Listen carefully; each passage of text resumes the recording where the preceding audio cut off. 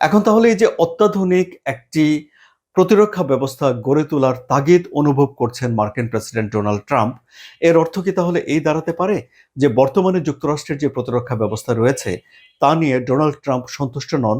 আর একটু বড় করে বললে যে যুক্তরাষ্ট্র কি তাহলে তাদের প্রতিরক্ষা ব্যবস্থা নিয়ে সন্তুষ্ট নয়? এজন্য কি তারা এখন মনে করছেন যে তাদের আরো একটি ভালো প্রতিরক্ষা ব্যবস্থা গড়ে তোলা দরকার?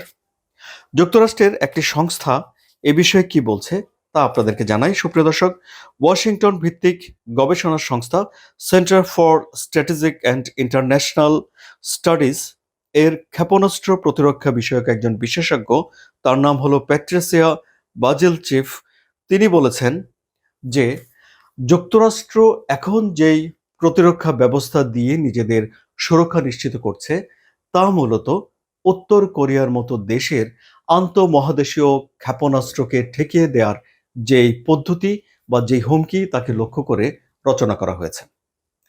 অর্থাৎ বিশ্বে তো এখন আরো অনেক শক্তিশালী দেশ রয়েছে, যেমন ধরুন চীনের নাম বলতে পারি আমরা, রাশিয়ার নাম বলতে পারি আমরা। তারা সামরিক খাতে ব্যাপক পরিমাণে বিনিয়োগ করেছে এবং তারা এখন অনেক বেশি পরিমাণে অস্ত্র তৈরি করেছে এবং অত্যাধুনিক অস্ত্রের জন্য তারা গবেষণা করছে। সুতরাং এই বাস্তবতায় যুক্তরাষ্ট্রকে তাদের এই যে প্রতিরক্ষা ব্যবস্থা, সেই প্রতিরক্ষা ব্যবস্থা আপডেট করা দরকার হয়ে পড়েছে বলে এই গবেষণা সংস্থাটি মনে করে।